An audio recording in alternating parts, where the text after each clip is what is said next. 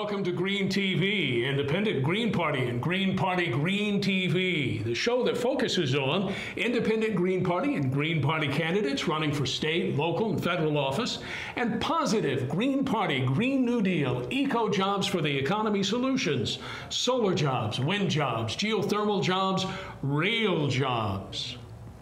I'm Brooklyn Kinley, the independent Green Party candidate for the Arlington County School Board. On today's show, we have Ralf Fuecks, the author of Green Growth, Smart Growth. Ralf was with us on Green TV last week, and we had so much fun talking about the positive solutions that Ralf's new book, published by Anthem Publishers, offers. Ralf Fuecks, thank you so much for joining us on Green Party Green TV. It is an honor and a pleasure, and I am an unabashed fan of yours. I have been for these many decades. I watched you lead the Green Party in Germany in the 1980s. Of course, you were elected state senator in Bremen. And since 1996, you have led the Heinrich Böll Foundation. The Heinrich Böll Foundation is the world's leading think tank on Green Party visions and positive solutions. Ralf Fuecks, we humbly and gratefully welcome you once again to Green TV. Thank you very much. It's a pleasure to be with you. Ralf Fuecks. Thanks for all these compliments. You're welcome, sir. Ralf Fuecks, why did you write Green Growth, Smart Growth? Because we need a kind of positive vision. Yes, we can approach to the enormous and very fundamental challenges we are facing if you're looking to climate change, the loss of fertile soil, the accelerating water crisis in large parts of the world, or the loss of biodiversity. So, but the answer to that is not to be in despair, to mobilize all creativity and all potential of innovation of our modern science-based society to find positive solutions to these challenges and to create a better economy and a better society. Ralf Fuecks, you write in the foreword to Green Growth, Smart Growth, if Green Growth, Smart Growth breathes new life into the debate and inspires enthusiasm for change, it has fulfilled its purpose. Well, it certainly did that at my house when I read it last weekend, and it has among members of the Independent Green Party and members of the Green Party in the United States, and now gaining a broader audience. The book first was published in German in 2013. It was beautifully translated, updated this year. What was the reaction when you brought out the first edition in Germany? Oh, it stimulated quite vivid debate in different constituencies in the green and environmental scenery. It was debated quite controversial because you may know that in Germany we at the same time are facing a renaissance of the no-growth and degrowth movement. Remember the Bible, the first manifesto of the global environment movement. The report took the Club of Rome by Dennis Meadows and his team. So this idea of limits to growth still is a very basic way of thinking within the green community, and to a certain extent I'm challenging that. Of course, there are environmental limits to growth. There's no doubt about that. But these environmental limits to growth don't set kind of static limits to economic development and to social development, because there's another factor coming into play, and this is human ingenuity, human innovation, and creativity. And at the same time, the book had quite interesting reception in the business community. I was invited by a lot of business circles, economic association, the German Federal Industrial Association. So you can see kind of convergence between the debate within the business community and environmental community. And this is just, I wanted to foster this kind of convergence between the environmental and the economic scenery in Germany and beyond, because I'm convinced that greening the economy demands a kind of new alliance between the environmental movement and innovative and progressive parts of the business community. Ralf Fuecks, the author of Green Growth, Smart Growth, a new book out that shows us the positive way to go and how to make we're over here, we're over there, we're over there. I'm sorry. Green Growth, Smart Growth, the new book by Ralf Fuecks out. And Ralf, we are thrilled to have you on the show today. Ralf, you're talking about making money with eco-jobs for the economy. You're talking about making profits. And of course, that is something that thrills most of us. Quickly, a personal story. I've installed just what you're saying. The line in the book that made me just laugh out loud is that buildings now, homes now, can become profit centers. And that is the case for my house. With, please go ahead, Ralf. Go ahead. Yeah, this is a type of, we name it prosumers, you know, households at the same time becoming producers of heat. Of course, they still are consumers of energy, and this is changing the whole energy economy very fundamentally. In Germany, meanwhile, we have 1.2 million private households involved in renewable energies, providing solar or wind energy.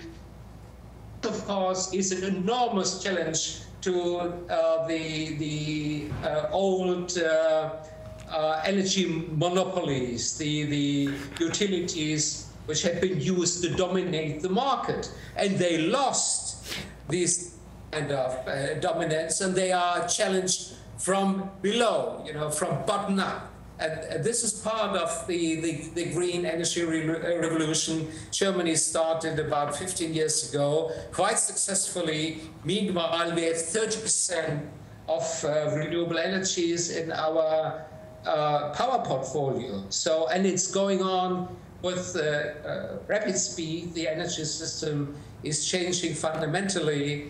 And I hope very much this will become an encouraging example, especially for the developing countries with their enormous energy demand. We're talking about Green Growth, Smart Growth with its author, Ralf Fuecks. And I can testify to the truth. My house with geothermal heating and cooling and 51 solar panels produces 10 times the energy it consumes. And I get a check for about $1,400 every 3 months for my SRECs. These things, Ralf Fuecks, that you describe in your new book, Green Growth, Smart Growth, did not happen by accident in Germany or elsewhere. The Green Party in Germany is in each of the 16 state legislatures.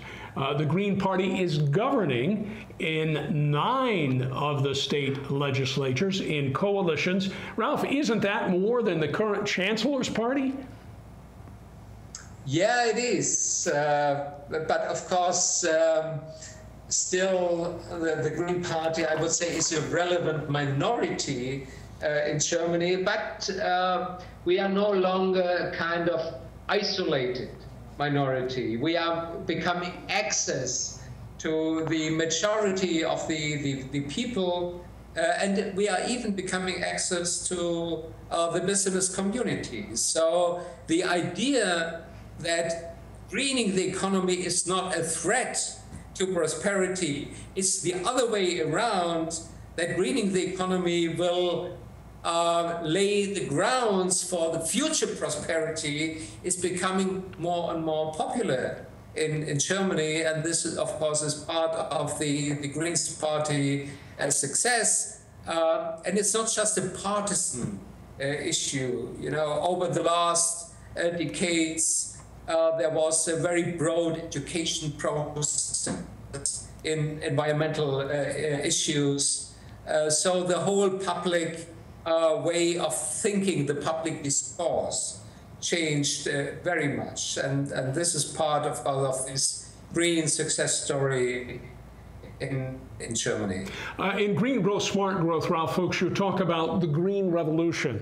You talk also about a new way of doing green business. And of course, that's been greatly impacted in Baden-Württemberg, for example, that now has a Green Party governor, and the cities of Freiburg and Stuttgart that have Green Party mayors. Baden-Württemberg, is this correct, Ralf? Is Baden-Württemberg, along with Bavaria, they are two of the economic engines of the 16 German states?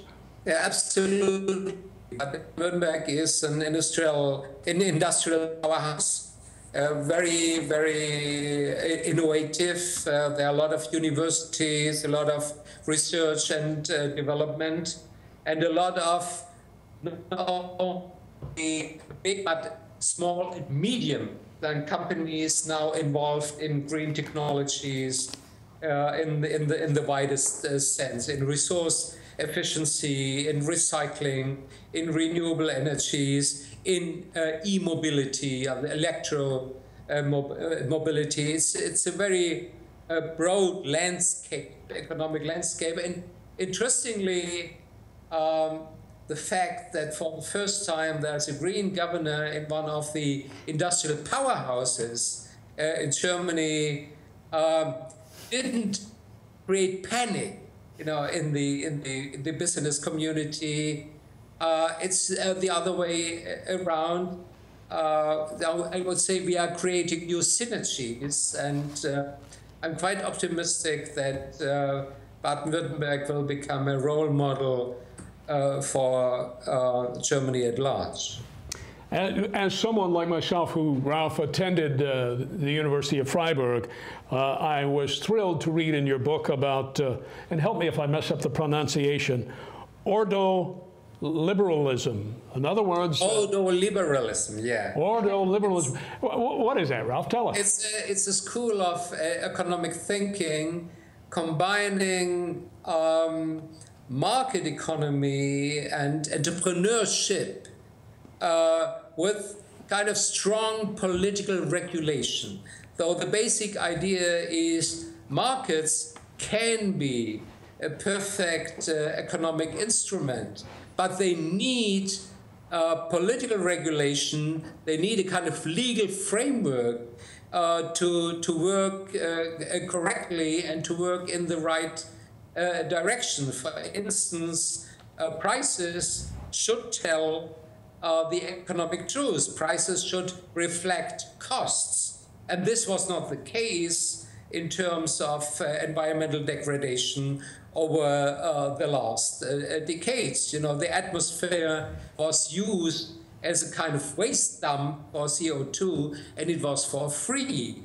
And a lot of externalities had been creating our environmental crisis. So it's the task of policy, it's a task of public policy to introduce green taxes or to introduce a cap and trade system for CO2 in terms of making the economy sustainable, making it long-term sustainable, and changing the patterns of production and consumption.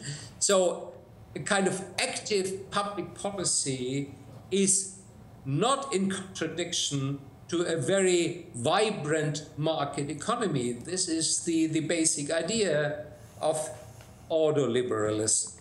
It's Oh Yeah. boy, we're cooking now. I mean to tell you, we're rocking. One of the things that is also wonderful about Ralf Fuecks' new book, Green Growth, Smart Growth, is the generosity you show and the praise and acknowledgement of so many other great green thinkers and authors, and several of them Americans.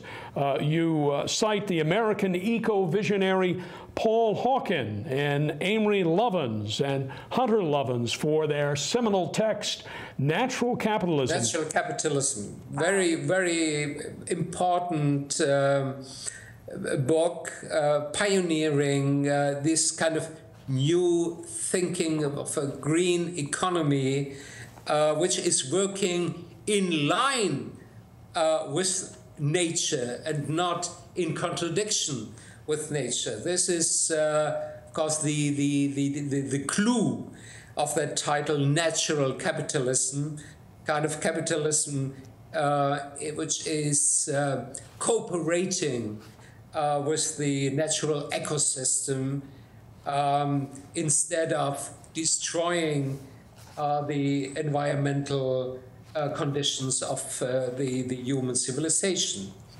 And still, Amory Lovins, of course, is one of the most important thinkers globally when it comes to renewable energies or to efficiency technologies. And he is representing this kind of American optimism, that we can find intelligent solutions to the self-created problems of the industrial society.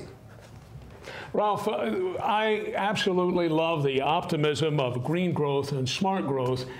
You have a chapter on eco-capitalism, emphasizing the opportunities and showing where all around the globe people are making good money and doing good at the same time. What are some of the things that come to mind you want to talk about?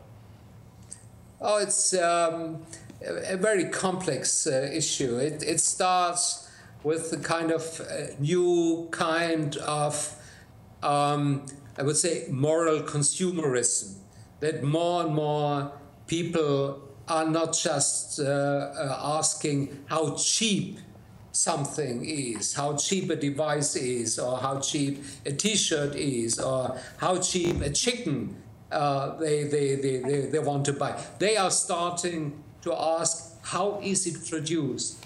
What is the ecological footprint of a product? What have been the labor conditions? What kind of pollution is connected to a certain kind of a product? And this is kind of new consumer power changing the way of production. At the same time, in modern societies with a certain extent of environmental consciousness, creating environmental scandals has becoming a business risk.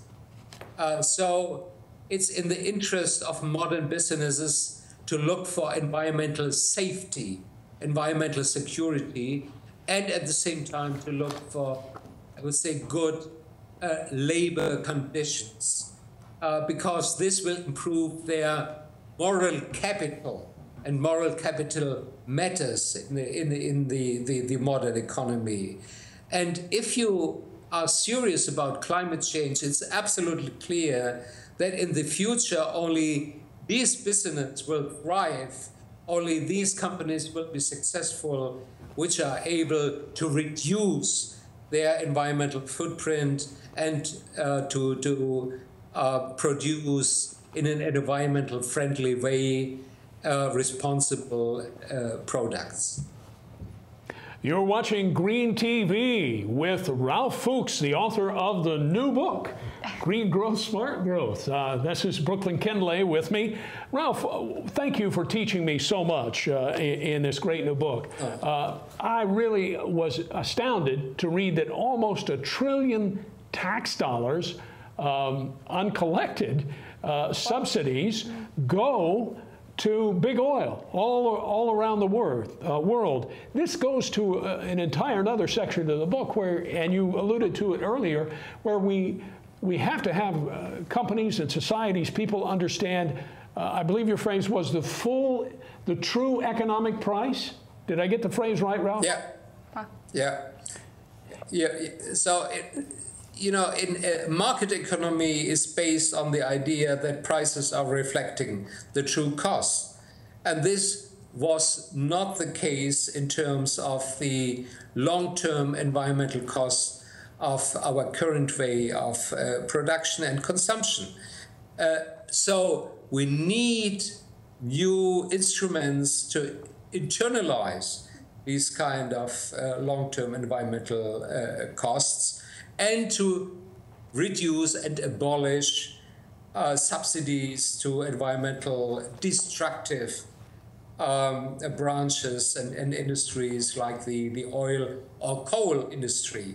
There's a lot of rumor and criticism about subsidies for renewables in Germany, but de facto subsidies for fossil fuels are much higher than for environmental friendly alternative energies. Yeah, here in the United States, that big oil company Exxon doesn't pay any federal taxes according to what I read, biggest corporation in the world. The Green Industrial Revolution, you write in the chapter, The Green Industrial Revolution has already begun. Where has it begun, Ralf?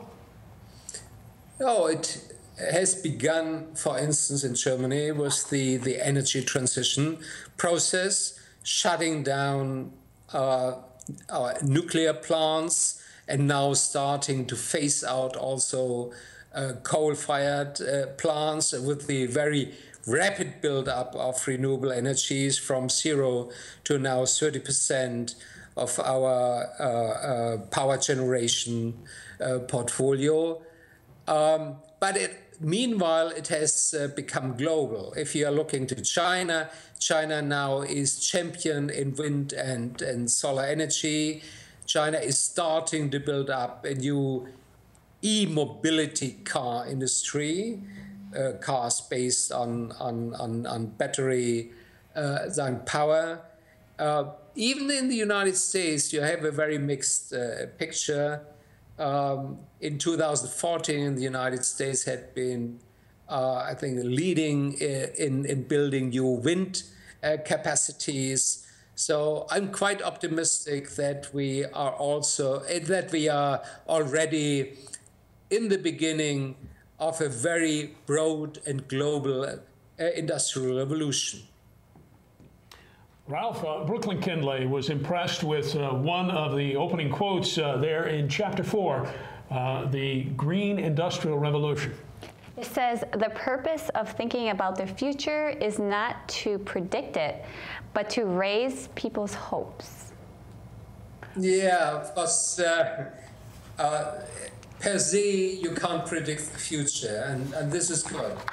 If we would know exactly what will happen tomorrow, I think this would be not very stimulating for our own efforts. But if you want to create a better future, an alternative future, you have to raise people's imagination, and you have to feed their hopes that there could be a better future, there could be a better world than today, and that we should not be afraid of change. We should embrace change. You also talk about the Anthropocene, and thank you, Ralf. I'm not too much of a snob to admit I didn't know what the word meant until I read it in your book. And of course, well, tell us, Ralf, what does it mean? Oh, it's a new kind of scientific thinking that meanwhile we reached a new stadium in the relationship of humankind and nature, and that human society has become a defining force for our natural environment. We are changing our natural environment in rapid speed, and up to now we are doing it in a very critical way. risking our own environmental future, for instance, by changing the climate in a very dangerous way, or by environmental degradation, soil and water and biodiversity. So, and becoming aware of that humankind has becoming a factor of natural change reminds us that we have to take responsibility for the natural system too. We are not only responsible for our human lives, we are becoming responsible for the planet. And we need a kind of global environmental governance to make sure that this planet remains a friendly environment for future generations. You're watching Green TV, Independent Green Party, Green TV, with the author of the new book, Green Growth, Smart Growth, Ralf Fuecks. Ralf, poetry in this book as well, from none other than Wolfgang von Goethe. Grief, woe, a beautiful world by your violence has been destroyed. I loved in the book how you took these classic stories known to us all and interwove their themes into green growth, smart growth, and how it's not all deep and dark, but the future offers green profits and offers the opportunity to feed, clothe, and a better world for the coming 9 billion folks that we're expecting to see in 2050. Oh my goodness, Ralf, I see by the clock, you're going to have to come back again to another... We are running out of time. We're out of time. Ralf, thank you so much for coming on the show today. It has been, as always, an honor and a pleasure. We salute you, sir. Bye-bye. It is. Brooklyn Kenley, thank you. We'll see you again next time. Thank you.